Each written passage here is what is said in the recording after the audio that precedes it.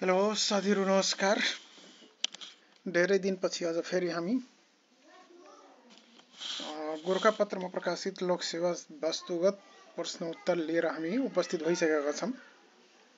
म सुधाकर दुबे तपाईहरु माझ फेरि पनि उपस्थित भइसकेका छौं, जुन कि शिक्षक सेवा आयोगको लागि र लोक सेवा आयोग खरिदारको आउँदै गरेको खरिदारको र मावि पेपरको लागि एकदम अति नै उपयोगी, अति आवश्यक, अति इम्पोर्टेन्ट क्वेशन एन्सर लोकसेवा सामग्री जुन साप्ताहिक रूपमा गोरखापत्रमा प्रकाशित हुने गर्छ।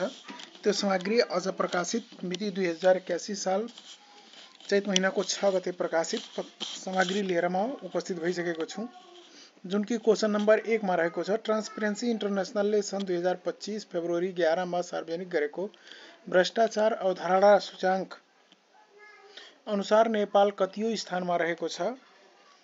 नेपाल 107औं स्थानमा रहेको छ, जुन कि एकदम इम्पोर्टेन्ट रहेको छ एक्जाम पोइन्ट अफ भ्यूले हेर्दाखेरि। यस वर्ष नेपाल 34 अंक सहित 107औं स्थानमा रहेको छ। गत वर्ष 35 अंक सहित 108औं स्थानमा रहेको थियो। नेपालको अवस्था अझै झरेको छ, झन भ्रष्टाचार बढेको छ। टीआई का अनुसार 50 अंक भन्दा कम स्कोर प्राप्त गर्ने मुलुकको सुशासन क्षेत्रमा समस्या युक्त रूपमा चित्रण गरिन्छ भन्ने 35 अंक भन्दा कम स्कोर ल्याउने मुलुक गम्भीर भ्रष्टाचारको समस्यामा पारेको मानिन्छ, जुन कि गत वर्षमा त ठिकै थियो, यस वर्ष गम्भीर भ्रष्टाचार भएकै कुरा प्रश्न हुन्छ। विश्वको कम भ्रष्टाचार हुने मुलुकको सूचीको पहिलो स्थानमा डेनमार्क, अन्तिममा सुडान रहेको छ।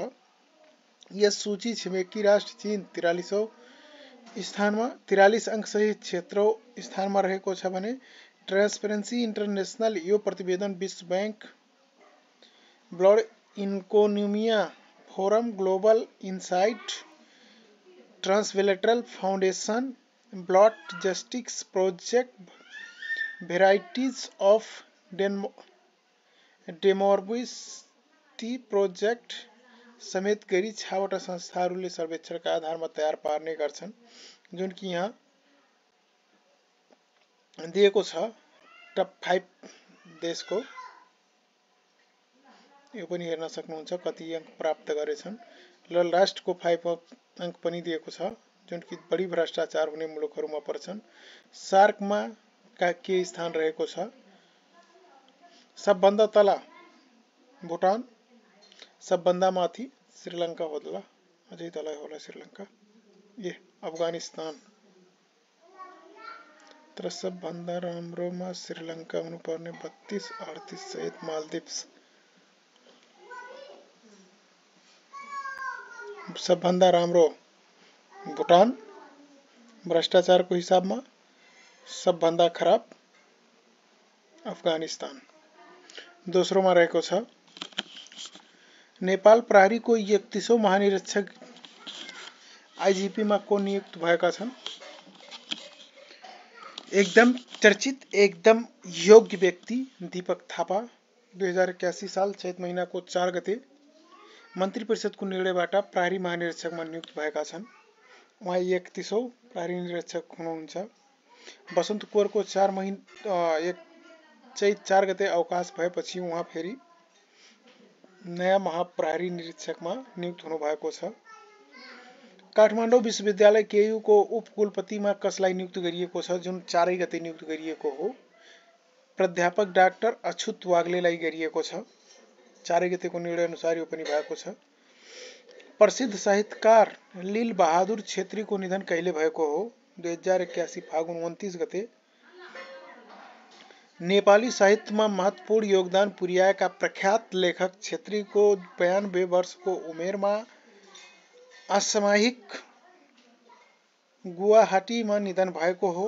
छेत्रीले श्रीमती उच्च वर्गका शोषण भोगिरहेका गरिब गाउँलेहरूलाई दशालाई उजागर गर्दै बसाई नामक उपन्यास लेखेका थिए। यो उपन्यास त्रिभुवन विश्वविद्यालयको पाठ्यक्रममा समेत समावेश भएको छ। क्वेशन नम्बर 5 तिर जाम। क्वेशन नंबर 5 मा रहेको छ यस वर्ष 2081 को बद्री पहाडी समाज सेवा पुरस्कार कसलाई प्रदान गरिएको हो?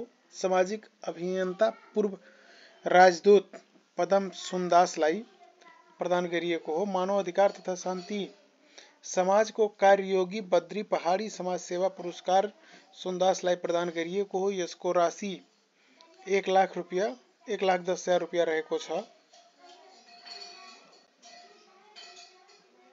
पाँचौंमा क्वेशन नंबर 6 पाँचौं भयो। क्वेशन नंबर 6 मा पाँचथारमा आयोजित राष्ट्रव्यापी कविता प्रतियोगिता 2081 मा प्रथम स्थान सफल कवि को हुन्? हिमकांत रावल अछामका रहेका छन्। प्रतियोगितामा उदयपुरका जीवन आरोही द्वितीय, तेह्रथुमका भगेश्वर तेयुङ तृतीय भएका छन्। प्रथम, द्वितीय, तृतीयलाई क्रमशः 50,000, 25,000, 12,500 का दरले पुरस्कार प्रदान गरिएको छ। क्वेशन नंबर 7 तिर जाम। नेपालको उच्च हिमाली भेगमा पाइने भोटे कुकुरलाई अन्तर्राष्ट्रिय मान्यता प्रदान गर्ने संस्था कुन हो? अन्तर्राष्ट्रिय केनल क्लब, जुन 2025 को मार्च महिनामा यो दिएको छ उपाधि मान्यता दिएको छ। क्वेशन नंबर 8 तिर जाम। नेपालमा तेस्रो पुतली गणना अभियान को सञ्चालन अवधि कुन हो? 2025 मार्च 3 देखि 31 सम्म सञ्चालन गर्ने संस्था butterfly wars Nepal, butterfly marathon. Question number 9 Mithila नाट्य कला परिषदले यस वर्ष महामूर्ख उपाधिबाट कसलाई सम्मान गर्यो? मधेसका मुख्यमन्त्री सतीश कुमार सिंहलाई। होलीको पर्वमा आयोजित महामूर्ख सम्मेलनमा सिंहको उपाधिबाट सम्मानित भएका छन्। सिंह सो उपाधिबाट सम्मानित भएका छन्। त्यसैगरी साहित्य तथा गीतकार सियाराम झालाई पटक मूर्खको उपाधि, जनकपुर धामका उपमहानगरपालिकाका उप प्रमुख किशोर शाहलाई, हरशंख र वरिष्ठ पत्रकार राम रिझन यादवलाई ढोरसंखार उपाधिबाट सम्मानित गरिएको छ। क्वेशन नंबर 10 तर्फ जाम। क्वेशन नंबर 10 यस प्रकार रहेको छ 81 को विन्ध्यवासिनी म्युजिक लाइफ टाइम एवार्डबाट सम्मानित हुने श्रेष्ठा को हुन्?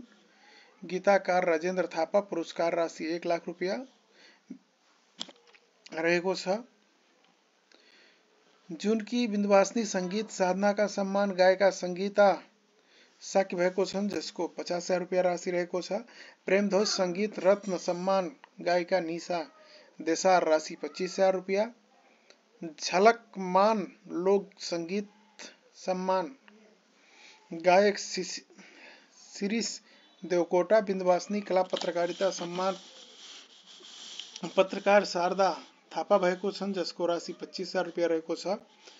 क्वेशन नंबर 11 तर्फ जाम। सन् 2027 मा विश्व पुस्तकालय शिखर सम्मेलन कहाँ गरिने भएको छ? नेपालमा। भारतको दिल्लीमा सम्पन्न 2025 को पुस्तकालय सम्मेलनले 26 को सम्मेलन श्रीलङ्का र 27 को सम्मेलन नेपालमा हुने निर्णय गरिएको छ। 25 को सम्मेलन ज्ञान साझेदारी, सांस्कृतिक संरक्षण र अन्तर्राष्ट्रिय सहकारी पुस्तकालयको भूमिकालाई सुदृढ बनाउन सफल भएको जानकारी गराइएको छ। क्वेशन नंबर 12 तर्फ जाम। 2081 मा सम्पन्न बुढा सुब्बा गोल्ड कपको उपाधि कसले जितेको छ? एनआरटीले 2-1 गोललाई पराजित गर्दै